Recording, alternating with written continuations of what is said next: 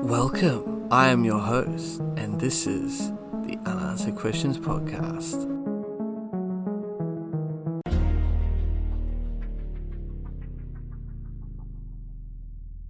Hello everyone, and welcome to another episode of my new podcast, Unanswered Questions, where every week we will endeavour to discuss a mysterious unsolved case that has many lingering unanswered questions. So I hope you enjoy, and as always, leave me some feedback on what you think about the show, and rate it as well. Now on to the show. This week we'll be talking about the 2003 ricin letters. So, the 2003 ricin letters were two ricin-laden letters found on two occasions between October and November of 2003. One letter was mailed to the White House and intercepted at a processing facility. Another was discovered with no address in South Carolina. A February 2004 ricin incident at the Dirksen Senate Office Building was initially connected to the 2003 letters as well. The letters were sent by an individual who referred to themselves as Fallen Angel, and the sender, who claimed to own a trucking company, expressed anger over changes in federal trucking regulations. As of 2008, no connection between the Fallen Angel letters and the Dirksen building incident has been established. A $100,000 reward was offered in 2004 by the federal law enforcement agencies investigating the case, but to date, the reward remains unclaimed.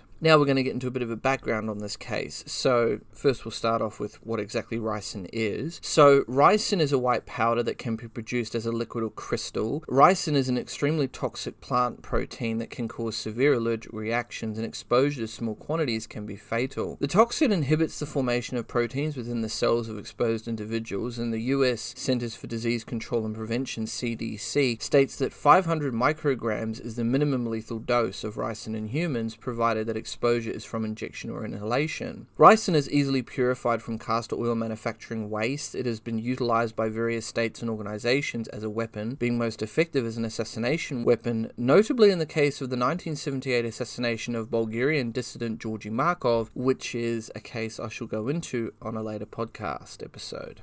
Now we get into the trucking regulations, which Fallen Angel was so upset about. So on January 4th of 2004, new federal transportation rules took effect, which directly affected the over-the-road trucking industry in the United States. The rules took effect with a 60-day grace period and were aimed at reducing fatigue-related accidents and fatalities. Called the most far-reaching rule changes in 65 years, the regulations reduced daily allowed driving time from 11 hours to 10. The most controversial measures involved the way that the work days were calculated. The calculations were not allowed to factor in such delays as food and fuel stops and other time spent waiting at, for instance, a factory for a load. The new provisions allowed drivers to stay on duty for only 14 hours, thus the time spent waiting could eat into the time a driver spent on duty. These new rule changes were what the self-proclaimed Fallen Angel took aim at in the ricin-laden letters. Now we're going to get into those letters. So there's the October 23rd letter. On the October 15th of 2003, a package was discovered at a mail sorting center in Greenville, South Carolina, near the Greenville-Spartanburg International Airport. The package contained a letter and a small metal vial containing ricin powder. A label on the outside of the envelope containing the vial displayed the typed message, "Caution, ricin poison enclosed in sealed container. Do not open without proper protection." The presence of ricin was confirmed by the Centers for Disease Control and Prevention on October 21st. The letter inside the envelope was typewritten to the U.S. Department of Transportation and stated, and I quote, "To the Department of Transportation, I'm a fleet owner of a tanker company. I have easy access to castor pulp. If my demand is dismissed, I'm capable of making ricin. My demand is simple. January 4th, 2004 starts new hours of service for trucks, which includes a ridiculous 10 hours in the sleeper berth. Keep it 8 or I will start dumping. You have been warned, and this is the only letter that will be sent by me. Fallen Angel." Despite the potentially deadly nature of the poison, no one was exposed to, injured by, or killed by the ricin. The Greenville facility where the letter was found was also declared ricin-free in the ensuing weeks. In addition, the letter had no delivery address and no postmark. Then we come to the November 2003 letter. So, on November 6th of 2003, another letter described as nearly identical to the October letter was discovered. This time, the letter was addressed to the White House, and it was discovered at a White House mail processing facility in Washington, D.C. The letter contained a small vial of a white powdery substance that was initially tested negative for ricin. After subsequent testing at the mail facility resulted in positives for ricin contamination on mail equipment, the US Secret Service ordered a retest that showed by November 10th the letter was probable for ricin. The letter was postmarked on October 17th in Chattanooga, Tennessee. Though addressed to the White House, the threatening language contained in the letter was again directed at the U.S. Department of Transportation and written by an individual calling himself, or themselves I should say, Falling Angel. As with the previous letter, the text of the letter stated, and I quote, "Department of Transportation, if you change the hours of service on January 4th of 2004, I will turn D.C. into a ghost town. The powder on the letter is ricin. Have a nice day. Fallen Angel." End quote. The Secret Service did not alert the White House, the Federal Bureau of Investigation, FBI, and other key players, including the CDC, of the discovery and positive tests until November 12th. In the November 21st, 2003 issue of Morbidity and Mortality Weekly Report, the CDC recommended that until Fallen Angel was captured, quote, "Healthcare providers and public health officials must consider ricin to be a potential public health threat and be vigilant about recognizing illness consistent with ricin exposure." End quote. The CDC's November warning mentioned only the first Fallen Angel letter. The discovery of the ricin letter at the White House facility was not disclosed to the public until early February of 2004. The public disclosure of the second ricin letter from Fallen Angel coincided with the discovery of ricin in the mail center of a Senate Office Building. Now we're going to get into the February 2004 mailroom contamination. So, on February 2nd of 2004, in a mailroom serving Senator Bill Frist in the Dirksen Senate Office Building, a white powdery substance was found on a sorting machine. Tests on February 3rd confirmed that the substance was ricin. The positive test results were indicated by 6 of 8 preliminary tests on the substance. The discovery resulted in more than a dozen staffers undergoing decontamination, as well as the closure of the Dirksen, Hart, and Russell Senate Office buildings. The incident was treated as a criminal probe, with investigators looking carefully for any connection between the ricin found at Dirksen and the Fallen Angel cases. Now we get into the investigation side of things. So, the focus of the probe by the FBI, U.S. Postal Inspection Service, USPIS, and the Department of Transportation's Office of Inspector General fell instantly upon the individual calling himself Fallen Angel in the 2 letters. The FBI was the lead agency in the Fallen Angel investigation, and agents questioned various individuals during their probe, such as one vocal former trucker in Florida. Federal officials, most notably at the U.S. Department of Homeland Security, or DHS, remarked that the letters did not have the hallmarks of international terrorism and were more likely produced by a homegrown criminal. On January 4th of 2004, the FBI, along with USPIS and the DOT, offered a $100,000 reward in connection with the October 2003 case from Greenville, South Carolina. In late 2004, the amount of the reward was increased to $120,000. The criminal has not been captured to date.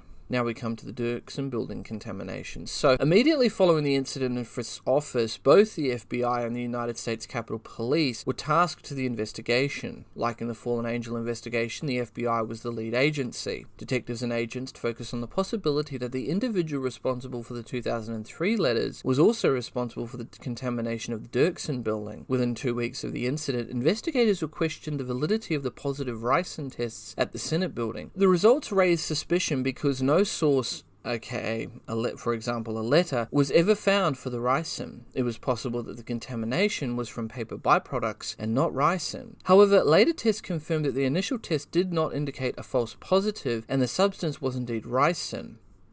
Now we move on to other cases involving ricin. So, starting in the 1990s, we have December 1995, O'Neill, Arkansas in the US. In April 1993, Thomas Lavey was caught while trying to smuggle 130 grams of ricin from Alaska into Canada. Lavey stated that he purchased the ricin to poison coyotes on his farm in Arkansas and keep them away from his chickens. Lavey was stopped at the Beaver Creek border crossing by Canadian customs agents who found, along with the 130 grams of ricin, $89,000, a knife, 4 guns, and 20,000 rounds of ammunition. January 1997, Janesville, Wisconsin, US. Authorities discovered various toxic substances in the house of Thomas Lay in Janesville, Wisconsin. They discovered the substances after they'd been called to Lay's home after he had shot his son in the face following a night of drinking. Among the chemicals discovered were 0.67 grams of ricin and nicotine mixed with a solvent that allowed it to penetrate the skin and have lethal effects. Authorities also found books relating to the production of chemical and biological agents. Chemicals were also found in a storage shed that Lay kept in Harvard, Illinois. He reportedly told his sister that he was going to use the poison to coat razor blades and mail them to his enemies in hopes that they would cut themselves and be exposed. Lay pleaded guilty to possession of the ricin and was sentenced to 8 years for the shooting and 6.5 years for possessing dangerous materials.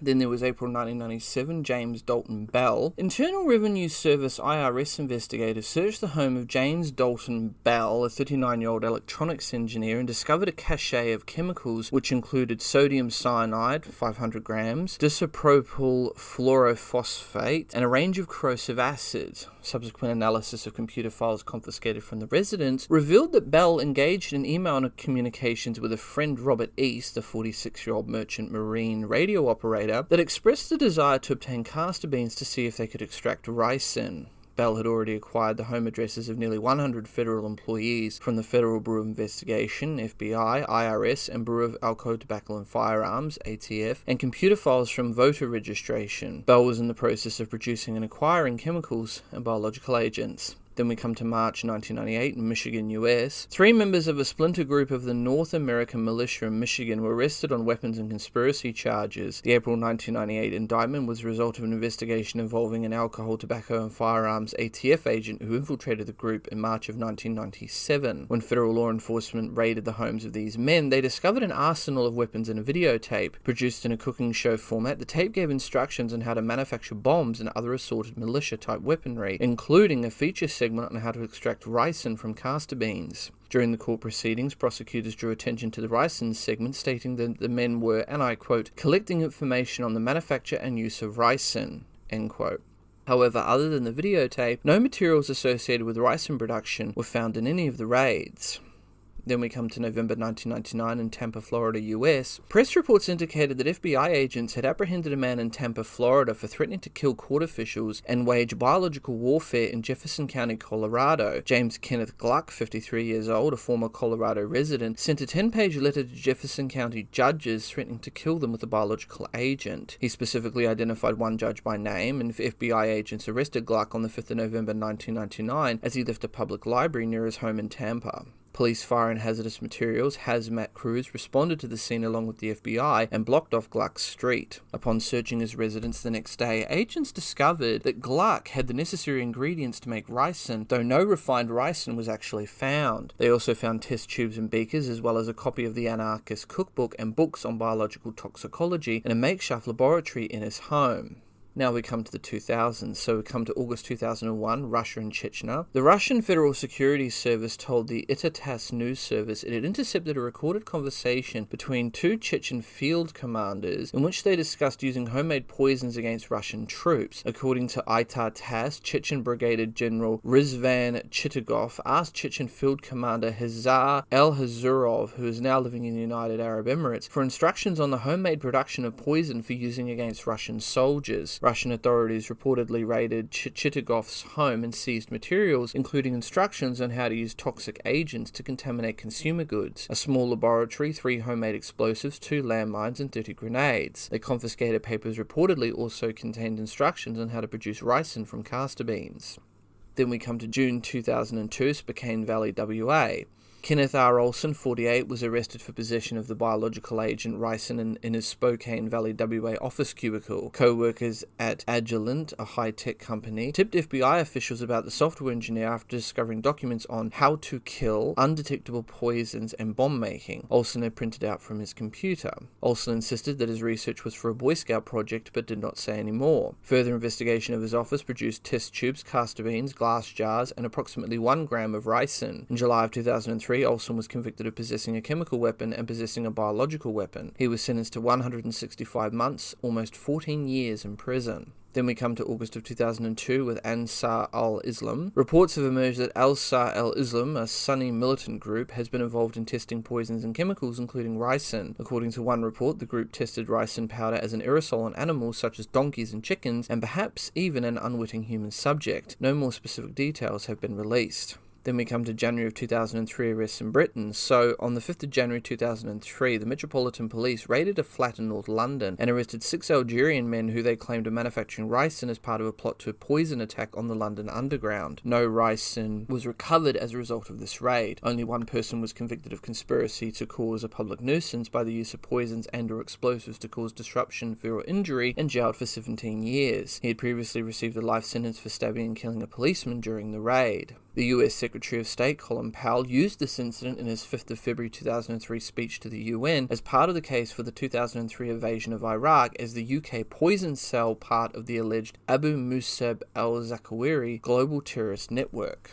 Then we come to January 2006 in Richmond, Virginia, US. In January 2006, ricin was found in the home in suburban Richmond, Virginia, in the form of mashed castor beans. The suspect, Chetnan Suraz, sorry if I butcher that name, was allegedly isolating the toxin to kill his estranged wife. Then we come to February 2008 in Las Vegas, Nevada, US. In February of 2008, a man who stayed in a Las Vegas hotel room where ricin was found was taken to the hospital in critical condition. The man, Roger von Bergendorf, was hospitalized on February 14th. However, the ricin was not found until February 27th, when a relative retrieved his luggage because the motel had not been paid for 2 weeks. Firearms and an anarchist-type textbook were found in the same motel room where several vials of ricin were found, police reported. According to Las Vegas 8 television news, police noted the ricin section of the textbook was highlighted. On March 3rd, FBI agents searched a Riverton, Utah house and several storage lockers in West Jordan, Utah, linked to Bergendorf, but did not find any traces of ricin.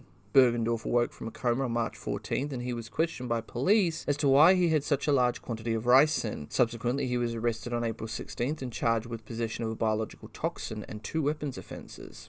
Then we come to January 2009 in Seattle, Washington, US. The managers of 11 gay bars in the Capitol Hill region of Seattle received letters from an anonymous sender claiming to be in possession of 67 grams of ricin that will be used to dose exactly 5 patrons from each establishment with the intent of killing them. Speculations that the terrorist was possibly a homosexual himself abound, particularly as the letter directly quotes a poem by gay author Mark Doty in a recent published anthology. Then we come to June 2009 in County Durham, England. During the raid on the homes of a man and son in June 2009, a very small amount of ricin was allegedly found in a sealed jam jar kept in a kitchen cupboard. A father and son, Ian and Nikki Davison, were arrested under the 2000 Terrorism Act. The arrest followed a long-running intelligence-led operation against extreme right-wing activity. Ian Davison was sentenced to 10 years in prison in May 2010 for preparing acts of terrorism, 3 counts of possessing material used to commit acts of terrorism, and possessing a prohibited weapon. His son was given 2 years youth detention for possessing material used to commit acts of terrorism. Then we come to June 2009 at Everett, Washington, US. On June 4th of 2009, local ABC affiliate Como 4 News reported that authorities had isolated a suburban home in Everett, WA, and part of the surrounding neighbourhood after the suspected discovery of ricin in the home. The suspected discovery of ricin occurred after the residents, a husband and wife, returned from the hospital following a domestic disturbance report. Now we come to 2010s. So January 2011, Arcon, Ohio, US. In January 2011, FBI agents discovered what was thought to be ricin in a Coventry Township, Ohio home, and later reported that tests confirmed its presence. Jeff Levenduris was sentenced to 6 years in prison for manufacture of ricin in 2014. Then we come to November 2011 in Gainesville, Georgia, US. In 2011, the FBI arrested 4 men in the US state of Georgia who were allegedly plotting to deploy explosives and biological weapons to kill a number of American politicians, media figures, Internal Revenue Service employees, and innocent civilians. The 4 men were Frederick Thomas, 73, Dan Roberts, 67, Ray H. Adams, 65, and Samuel J. Crump, 68. Thomas is from Cleveland, Georgia. The 3 other men are from Toccoa. They were members of a domestic militant group and believed that they had to commit murder in order to save this country. According to The Guardian, Crump had planned to make 10 pounds of ricin and spread it in major cities and along Atlanta, Jacksonville, Newark, Washington, D.C., and New Orleans highways and bomb federal buildings in Atlanta. They also discussed dispersing ricin from an airplane in the sky over Washington, D.C., and possibly attack other targets with explosives. Adams is a former Agriculture Research Service employee, while Crump used to work at the Center for Disease Control and Prevention, CDC. According to court documents, Thomas was inspired by the online pro-militia novel Absolved by Mike Vanderboe, which includes small bands of US citizens rising up against the federal government. Vanderboe denied responsibility for inspiring the attack, saying in a blog post, and I quote, "I am as much to blame for the Georgia generic terrorist gang as Tom Clancy is for 9/11. End quote. Earlier, Vanderboe had attracted controversy after urging healthcare reform opponents to throw bricks through the windows of Democratic Party offices. Several such incidents occurred after Vanderboe made a statement. On August 22nd of 2012, Thomas and Roberts have been sentenced to 5 years in federal prison. Now we come to April 13th of Washington, D.C., US. On April 16th of 2013, an envelope that tested positive for ricin was intercepted at the US Capitol's off-site mail facility in Washington, D.C. According to reports, the envelope was addressed to the office of Senator Roger Wicker, Mississippi. The next day, an envelope addressed to President Obama was tested positive for ricin. A third letter sent to a Mississippi judge also tested positive for ricin. Both letters included the phrase, and I quote, "To see a wrong and not expose it is to become a silent partner to its continuance. And I am KC and I approve this message," end quote.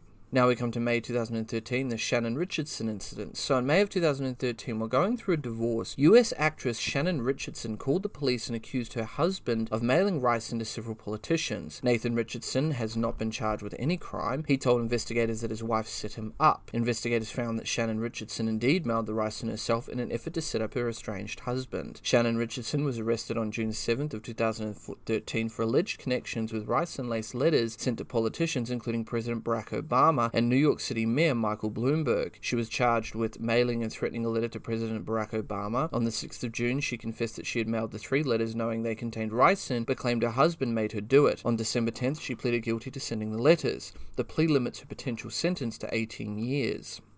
Then we come to October 2nd of 2013 in Logan, Utah, US. A 37-year-old female ingested the pulp of 30 castor beans in an attempt to commit suicide from ricin poisoning. Trace amounts of the toxin were later found in her residence. She was found by her husband and immediately put in intensive care for a week, but did not survive. Then we come to March 2014, Hatboro, Pennsylvania, US. On March 21st of 2014, 19-year-old Nicholas Todd Hellman was arrested for sending a scratch-and-sniff birthday card laced with ricin to a man dating his ex-girlfriend. Hellman was charged with attempted murder and risking catastrophe after lab tests showed that the card he placed in the man's family mailbox on March 6th contained traces of the toxic substance. Hellman bragged on the toxic card to a co-worker at Target in Warrington later that day. The co-worker then notified authorities, and the police called the man's home and spoke to his mother, asking whether she had retrieved the mail that day. When Hellman was first questioned about the incident on March 7th, he told police that he'd only coated the card with sodium hydroxide, which he chose because it resembled the toxin anthrax. Hellman also admitted to sending threatening messages to the man via Facebook, and police seized from him what appeared to be sodium hydroxide and a notebook with a ricin recipe. Hellman was charged on March 7th with terroristic threats and harassment. In the meantime, authorities sent the card away for subsequent lab tests. The tests confirmed that the card indeed had traces of ricin, prompting the Warminster Police Department to arrest Hellman at his Hatboro apartment, assisted by numerous agencies including the Hatboro Police, a hazmat team, a SWAT team, police officers, and officials with the FBI. After a standoff that lasted several hours, Hellman was led out of his apartment and into a police vehicle by officers clad in armor and hazmat gear. Then we come to the July 2015 Liverpool incident. So on July 15th, 31-year-old Muhammad Ali from Liverpool, England, was convicted at the Old Bailey for attempting to possess a chemical weapon. In January 2015, Ali had attempted to buy a 500mg of ricin on the dark web, but he had been in contact with an FBI agent and was sent a harmless powder. Ali said he'd been influenced by the television series Breaking Bad. On September 18th, 2015, Ali was sentenced to 8 years in prison. Then we come to February 2017, Finnan County, Georgia, US. On February 2nd of 2017, 27-year-old William Christopher Gibbs drove himself to the hospital emergency room, stating that he had been exposed to ricin. His car was subsequently tested for the substances and found to be positive. This resulted in the Army National Guard, the ANG, and the local fire department being called out to his home of Morganton, and the area was swept by personnel in hazmat suits. The FBI subsequently declared that no evidence that any poisonous or toxic substances have been dispersed, or that the public is at risk, but that they would continue to investigate. He remains in the local county jail, but may yet be charged with federal offences. Multiple sources have indicated that Gibbs was connected to the white supremacist group Creativity Alliance. Then we come to October 2018 in the Republican Washington, D.C. incident. So on October 2nd, 2018, ricin particles were detected in mail sent to the Pentagon. The mail was addressed to Secretary of Defense Jim Mattis, Chief of Naval Operations John M. Richardson, President Donald Trump, and Senator of Texas Ted Cruz. Then we have the 2018 Cologne terrorist plot. So on the 13th of June 2018, police raided an apartment in central Cologne and found a large amount of castor beans and ricin powder and paste. Detectives from the German Public Prosecutor General and Federal Criminal Police Office conducted the investigation. By July 2018, investigators had found 3 mobile phones among the possession of the suspect, one of which many chat logs along with various instructions on how to make a bomb were found. The suspect had also acquired the means to transform castor beans into poison. Then we come to 2020.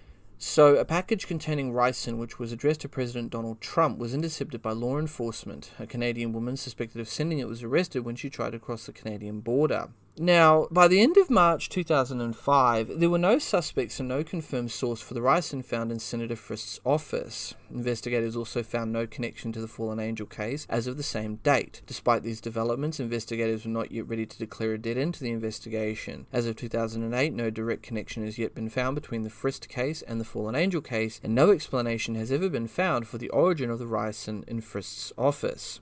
With that, this case remains open, but with many unanswered questions that still remain unanswered. Please rate the show and let me know what you guys think about this and the many other cases I have covered. You can follow me on all major social media platforms, YouTube, BitChute, Dailymotion. I'm also on Twitter and Instagram. Links are all down below in the description. If you have a case you'd like me to have a look at or cover, don't hesitate to send me a message. I'm your host, and this has been the Unanswered Questions podcast. Until next time. Next on Unanswered Questions. Hoffa disappeared on July 30th of 1975. He is believed to have been murdered by the mafia and was declared legally dead in 1982. His body has never been found. Its location, along with Hoffa's legacy, continues to stir debate, even today.